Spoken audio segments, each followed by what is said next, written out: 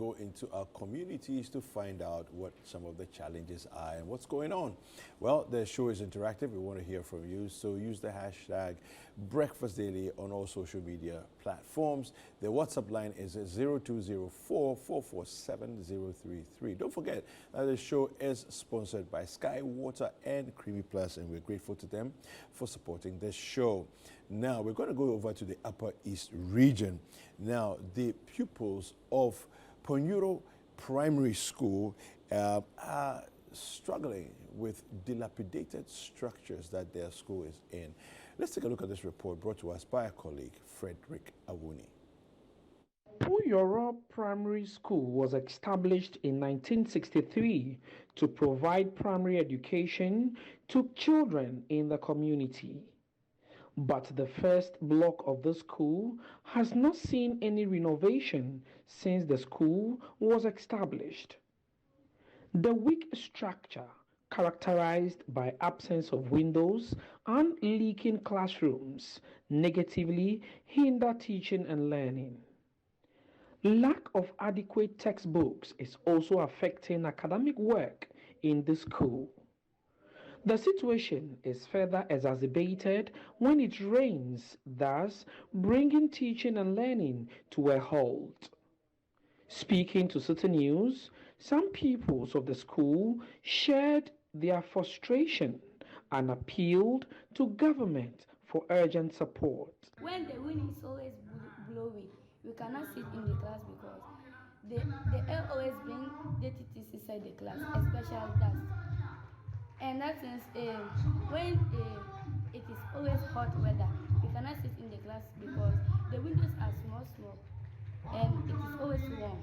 Help us so that our school will be nice, so that teaching and learning will go further. They teach us very well, but the window, the classrooms, there is no enough space for air to enter. So when it's getting to the afternoon is always warm. We can't even sit. Because of that, the children don't focus in the learning.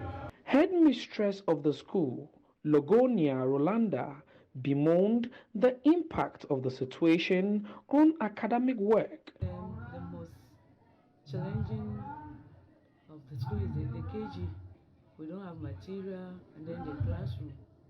The windows, the doors, spoiled, and then when it rains, because of lack of windows and doors, the zinc normally,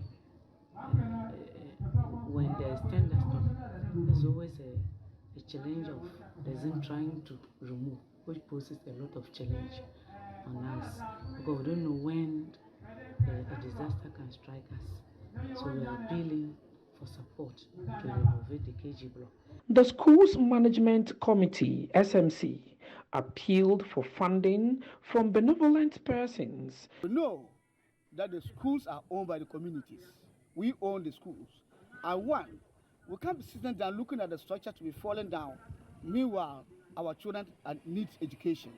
Like when you look at some of the windows and the doors, they are all falling down. That's why we are organizing this 60th anniversary to seek for funds to help us refix those windows and then the doors. Again, the class chairs. Some classes there are no chairs, and then we also need teaching and learning materials to support our children to learn. Yes, but our fundraising cannot be enough. Like we mentioned some of the things, we also appeal to the government, NGOs, those who are community members, those who come from this community and they are somewhere, they should help us build the school so that our children also get education, good education. Pupils of Punyoro Primary School describe their school as a death trap, characterized with weak buildings and absence of windows, and more so leaking when it rains, and this affects their teaching and learning. They are appealing to government to immediately come to their aid by providing them furniture and also renovating the school for them.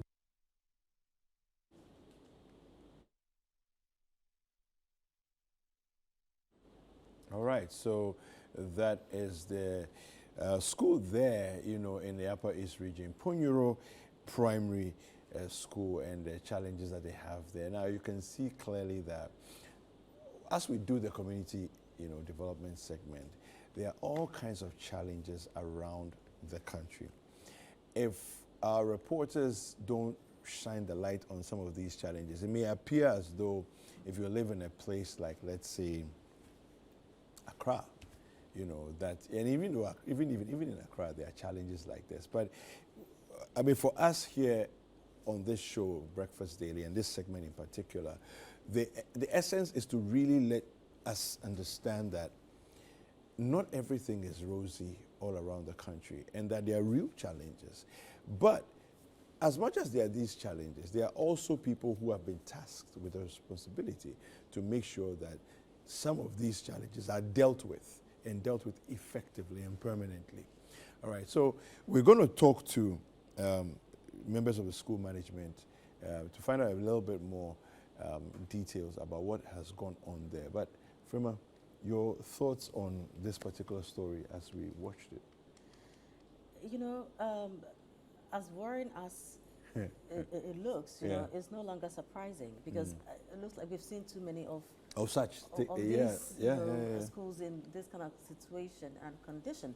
And it's worrying because, look, when you look at the window frames, we just have some wooden bars. Look at the kid hanging out of the window there. See where a child who has a school bag on, who in his school uniform, supposed to be in the classroom, or probably supposed to be on break, you know, doing. And it's because they can afford to go and sit there. But this is very dangerous. Look and at so this. you'll be home, and then you hear of your child injuring himself or herself because of things like these. You know, I mean, it is. I'm even lost for words, because we've mentioned and said some of these Have you seen the building very over well? and over and over and over again. And the women sitting there, who are they? You know, they are supposed. These children are supposed to be in school, and it is very unfortunate, because look, as we always say, you don't take children to school only for academic, you know, growth. They learn It's a full so much, 360 developmental process, you know, how to deal with other people, how to be a team player, how to take care of your environment, how to influence society positively. But with the nature of our training, are we addressing all these areas? You know, are we sure that by the time a child is out of primary school, is out of junior high, senior high, they will be of this status? You understand? I don't know. Can they compete with the world? I don't know if we have these objectives, if we have, you know, some attainable measures that we want to really achieve, you know, as the children grow, as education progresses, you know. What do we want our children to look become, like? What do we want them to become after primary school? How do we want to see them after JHS? How do we want them to be after senior high, after university? What are our expectations? Or we are just looking at, look, class one, this is what the syllabus say, JHS, this is what the syllabus say, go and write your BEC, pass, go and write WASI, go to university, finish, and come and sit home. Because really, when our graduates come out, there's a huge, you know, gap between what they have learned in school and what the industry even wants, and what the market really is like. Demanding for. A huge disconnect, you know, and some of these things must come to play. We must really pay attention to some of these. Well, we've been joined on the line by Madam Longoria Rolanda, who is the headmistress of Punyoro Primary School. Good morning, Madam. Good morning. Welcome to Breakfast Daily. Thank you very much. All right, so can you just give us a sense of the areas of challenge? Now, we've seen the building, so clearly that's one area that, you know, needs urgent help. But give us something that's a broader picture. You know, do you have enough staff? Do you have enough facilities even in the buildings that you have? What about tables and chairs? What about washroom facilities? Just paint a picture for us of what the school is like and the challenges you have. Thank you very much, and good morning for having me. Yes, Punyoro Primary, we have a lot of challenges like you've seen on our structure. That is the block for the kindergarten. And as you have seen on the picture, the classroom, no windows, no doors, and even the roofing. When there is thunderstorm, normally I pray that God should hold our structure for us. Normally, it's when there's heavy rain, and then with a thunderstorm, normally it look like the roofing wants to be taken off, like the wind. And then for that particular KG, the KG class, we have no single table or chair for the children. They sit on the floor to learn. Wow. And we don't also have a single textbook at the KG. And then writing material, also a serious challenge for us. I see. How long has this school been in existence? 60 years now. It was established in 1963. 50 years? Yes, please. Wow. 60 No, years that's now. actually 60 years. You mean 60? 60. 60. Wow. Yes, please. Okay. Yes. Okay. So what about my assumption is that it's a day school, right? Yes. And what about washroom facilities? Do you have those as well? Yes, we have a toilet facility in the school. Okay. Yeah, we have. And what's the population of the school? What are your numbers like? The KG, we have 68. But the entire school, KG and primary, we are 257. Okay. From KG 1 to 257. basic 6. Okay. Yes. Yes. All right. So, but 1963, that's a long time ago. And when did you take over as headmistress? In October 2014. Okay. All right. Yeah. So what are some of the things that you've done to try and improve the situation of the school? Yes. Normally, we appeal to parents to provide writing material, learning materials for their children. But it's a difficult situation. What they tell us is government is to provide. And then from our GES, they let us and we give reports to them about the situation in the school every year. So examining the situation is beyond our control now. That is why we have organized our sister years to bring out our challenges for the government and then the general public to come to our aid. So what I've done is to make sure the teachers come to school every day. They are in the classroom. But the problem now is there's no material for them to use to teach the children. Okay, so let me try and understand something here. Is the district directorate of education involved at all? And what are they saying? Yes, they are involved. Because when we organized our sister years, they were all here with us to celebrate with us. But they are telling us if government provides, they will come to our aid.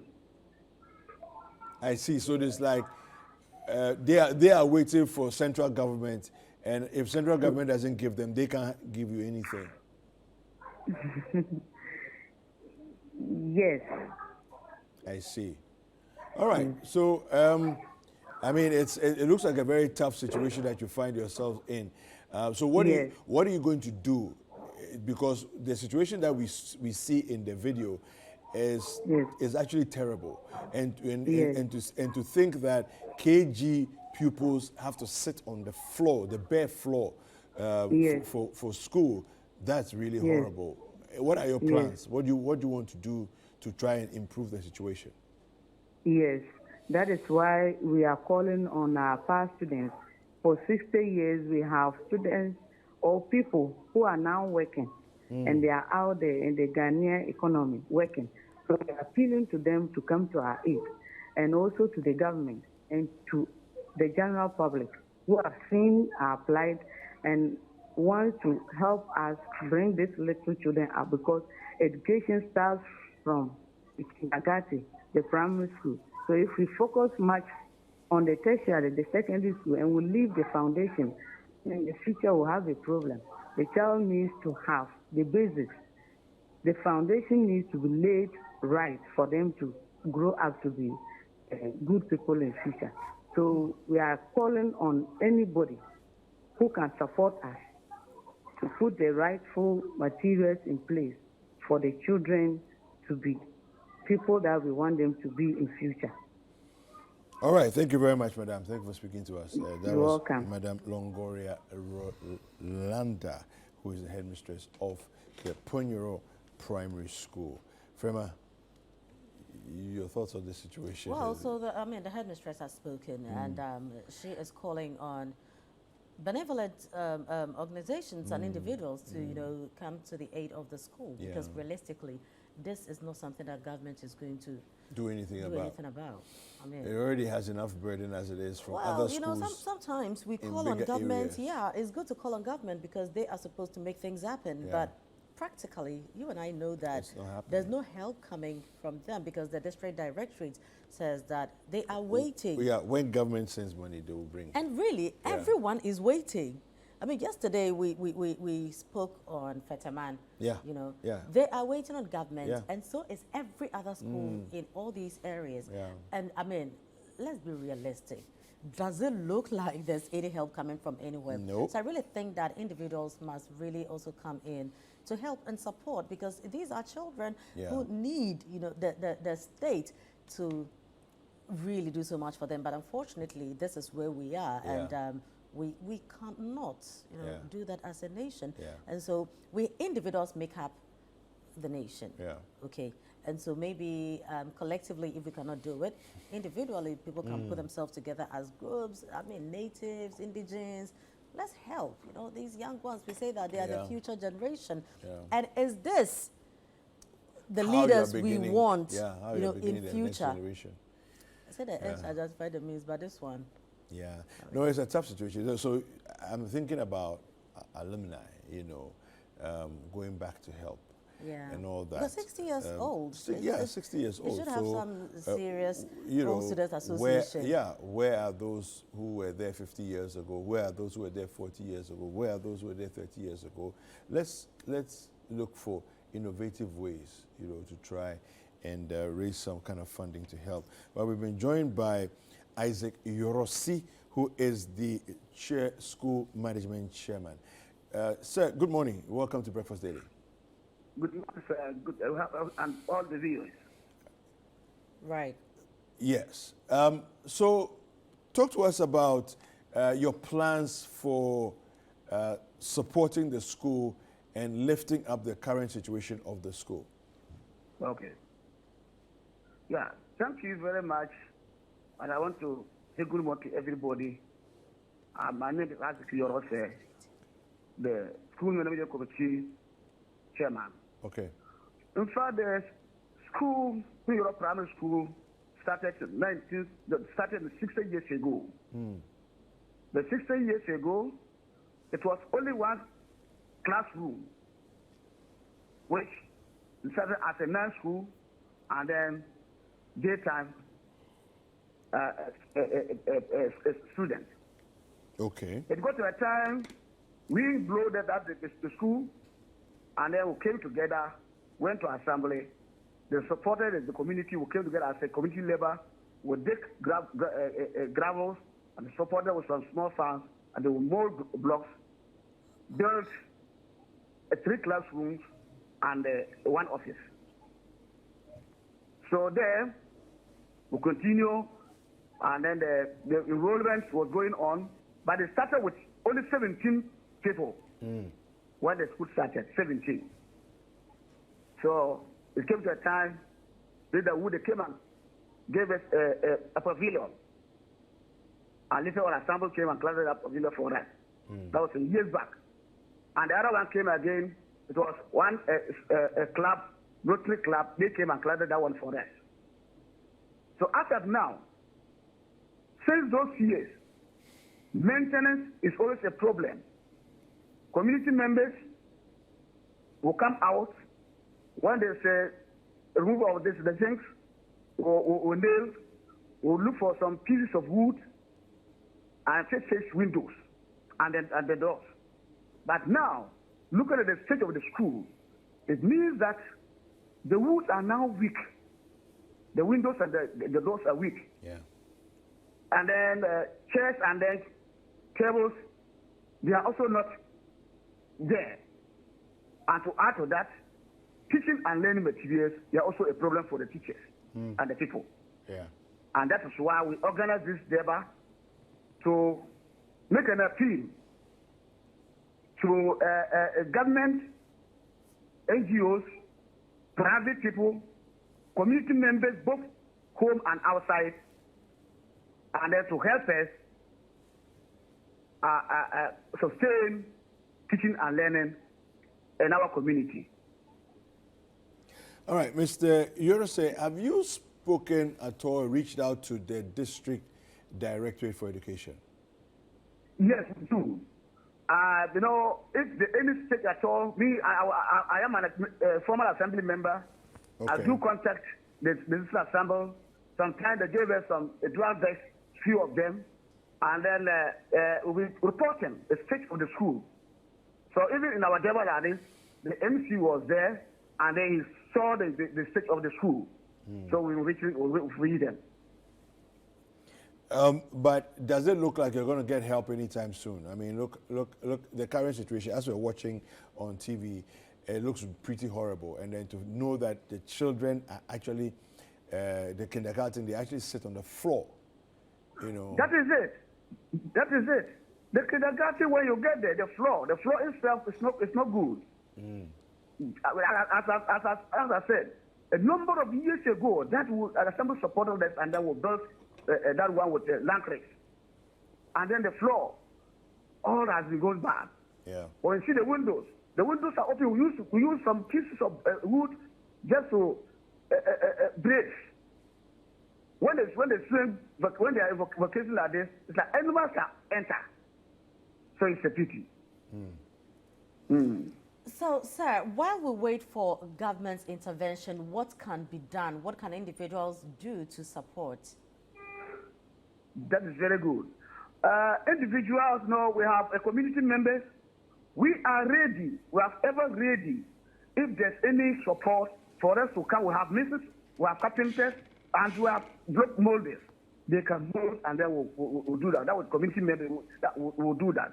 And then another part is that you see, we'll organize this debate so the community will come together, put whatever small they have together, so that we can start doing something while waiting for government and the private people and the NGOs. Right. Now, tell us if you've been able to, put faces to the entire project, because we see that the challenge is quite huge. In terms of, let's say, what you need to do, what are the plans, what budget have you really put together for these works? Yes. When we get resources, we are not doing it alone. We have the elders, we have the assembly members, unit committee members, and then everything must be transparent. And then we have to sit with them and we'll draw the project plan. This is where we are going to do, and this is what we are doing. And then we'll make sure that everything goes into the school infrastructure or the teaching and learning materials to help our world there. Right, thank you very much. So we'll leave it here. When you have that information, let's know so we can also call on people who may want to come in, and they will have a better understanding of the issues and what it will cost to solve them. Thank you very much for your time. Thank you very much. Thank you so much, and I thank all those who are listening, and I wish they should help us so that education is the key to all the doors. Right. Thank you. Thank you. All right, so that was Isaac Yorose, who is the school management chairman. So, well, that's the story on that situation there. From I think that I don't know. I mean, these times it's difficult to talk about options in terms of raising funds. But really, if the country is where it actually is, it looks like the people there have been left to their own, resources. Yeah. And so devices. for me, I hope they would serialize the project, so that if people can't even give you cash, people can give you cement, people can give you, I mean, what you need. So let's know, is it furniture you need? Is it stationery? Is it, construction of buildings you need? So let's know in terms of needs, the areas of need, what should come first, and how you want to go about it, so people can also come in to support. We have companies listening, so if they can also take on some of these things, as there may be CSR, I think it will really go a long way to help the Ghanaian child. I agree, because you see, again, we always say, and I say, and I like to say this, that we are the picture of the least of us. Right, so the least of us in the society is a reflection of who we are as a people, and so we need to be able to lift ourselves up by our own bootstraps. Just make the effort, whichever community we find ourselves in, and yes, we can look to government, because that is actually what should happen. But we also know that government is challenged in many different ways, and we may have to wait a very, very, very long time if we're going to say we're waiting for government.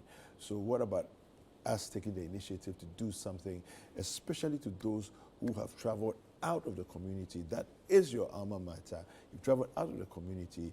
You've been blessed. You've made a decent amount of money, a good earning, a good living. Give back to where you came from. And really, we all make the government. Maybe we are just waiting for the central government, but we all have a role to play. So it's very important. And at this point, I think that individuals must really come into it. Corporate Ghana must come in, to help. Because my worry is, this is how we are training our future. This is the future of Ghana. And I mean, with what I'm seeing, there's not going to be any sense of patriotism in anybody, And so sometimes we ask, but what are you doing for the government and all that? But, there are some basics that if you're not able to put in our children, it's going to be very, very difficult for them to want to come back and help and do anything for Ghana. Yeah, absolutely.